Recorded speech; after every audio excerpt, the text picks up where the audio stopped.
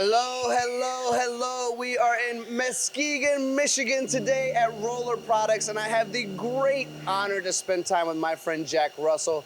Jack Russell has acquired Rolar Products just a couple of years ago and has one heck of a story to share with you guys. One of the more brilliant people I've met while traveling the world, so I truly mean it when I say it is an honor to be here today with Jack at Rolar Products to share his story with you. So thank you all for watching, and thank you for being a part of MTD, Jack. Thank you, Tony. Glad you're here. I appreciate it. I'm always grateful when someone like yourself opens your door to MTD. But let's talk about your story, about the acquisition 6 years ago to consider Rolar Products, what it looked like then and what it looks like now. Well, the decision to go into business for myself came after I was at an automotive parts supplier for 20 years. Management changed, and I said I got to do something different. So I'm a journeyman pattern maker by trade, so I know how to make things, and I knew how to sell things from my history in the automotive world.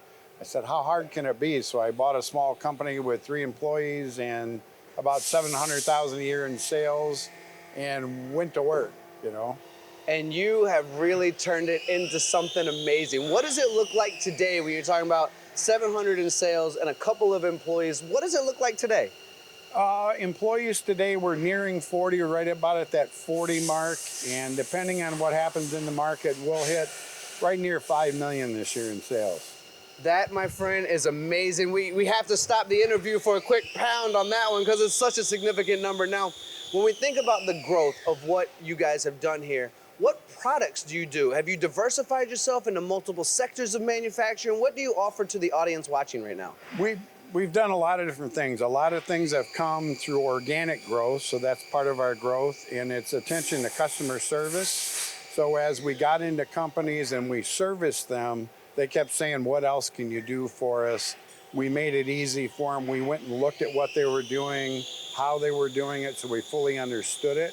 So that growth just gradually came, and the first customer that we added after I acquired Rolar was our biggest customer for many, many years. They're still a major customer, not the biggest customer anymore, but still a major customer. So then we had some opportunities to acquire another company. So we weren't looking to, it kind of fell into our lap, and the opportunity was there, the numbers worked, so we bought another company and included all those employees. So that added probably another $1 million in sales. And then just recently, last fall, we bought another gear company in Muskegon and combined it with Rolar, because Rolar did gears as well.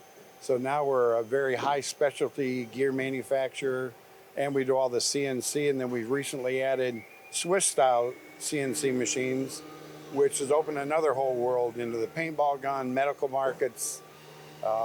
It's kind of amazing what those machines can do and what it brings to you from a customer base. What an amazing set of acquisitions, knowing this is how you started with a smaller plant, to have an acquisition that brings on another product line, and then even one after that as well. We're talking about the Swiss world, which does so much. I know you want to dive more into the medical side of things. You have a huge paintball partnership as well, which is kind of fun. Yep.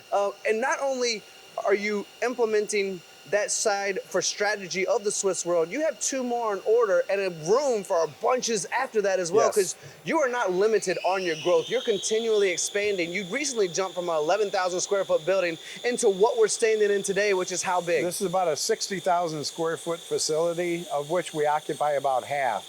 So if anybody's looking for a manufacturer that needs space and needs machines, there's a lot of people that don't have that today, don't have access to the space. It's already here, powered, ready to go. All it needs the equipment and the work. So there's a lot of opportunity there just in availability. So it's part of the gamble of going this big now. You are not shy about growth. That I know about you right now. Always having a couple of machines on order, always talking to the folks out there, wanting to bring in more work, wanting to grow the company. You're not shy about that. But something I really like about you, Jack, is you also support your community. You do some STEM work, working with local schools as well. Would you like to share some of that story? Yes. As a pattern maker myself, I grew up going through an apprenticeship, and I had shop class in school. Well, today they don't have that anymore. So the STEM events that they have through our local community college, there's 30 CNCs sitting in a classroom about 5 miles from here that's available for people to train. So that college is very active in getting young children from 5th grade on into that lab with all those machines there, and we get a chance to expose them to what it really means to be in manufacturing. So we do multiple of those a year.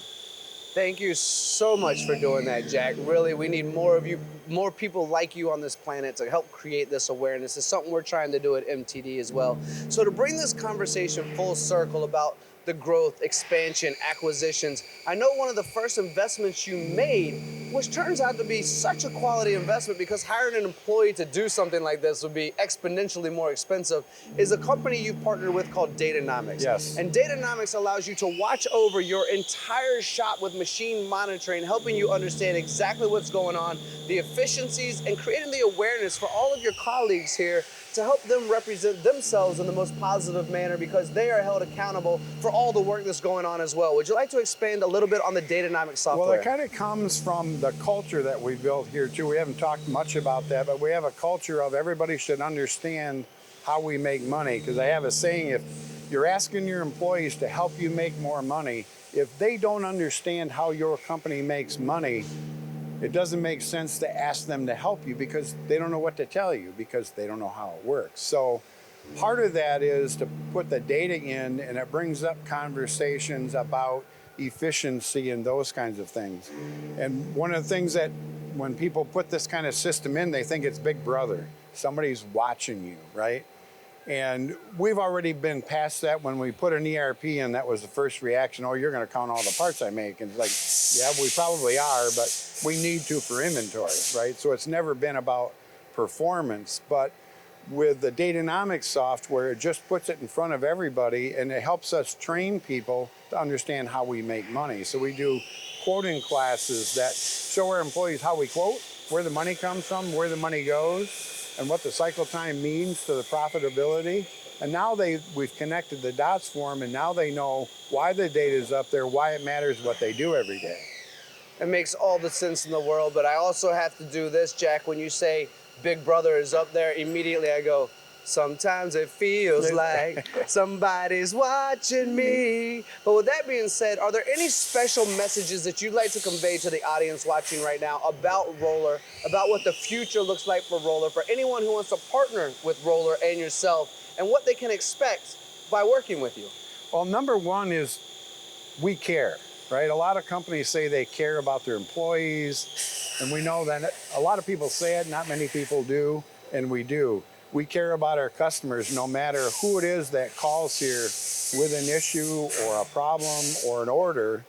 We've got people who are very friendly, understand what they're after, and our mission is to satisfy the customer first, and we'll ask questions later. So if you have a part that you think is an issue, we don't argue with you.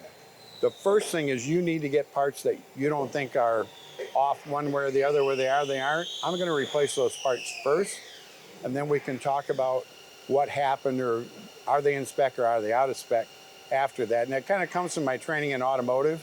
When they call you and say, hey, we got bad parts, you can't stand there and go, well, there might not be bad. Can you check this? Can you check that? When they make a car a minute, you just ship more parts, and then you figure it out later. So that's kind of what we've adopted here as well from a culture standpoint. So what I want people to know is everybody in this company cares about what we make and cares about the quality of things that we make and cares about the community that we're in. Very, very, very well said, my friend. So now that you've inspired thousands of people to give you a call, okay, where can they find you? What's your website? Do you have socials to follow up with that? Where would you like them to reach out to you? Our website is www.rolarproducts.com. Good information there, contact information. You can message us through there. We've got a LinkedIn page, Facebook page, and I'm available. Anybody in this company will answer those questions. Absolutely spectacular, Jack. Thank you for having me into Rolar Products to learn more about what you guys do, to share that information. And since we did a song, I'd like to end with a song as well. I don't like it. I love it, love it, love it. Uh-oh. Yes, this is Rolar Products. This is Michigan. This is Jack Russell, a really great person, human being, mentor. On behalf of MTD, we wish you very, very much success moving into the future, Jack. Thank you so much Thank you for being a part of the show. Great to have you here. Appreciate it.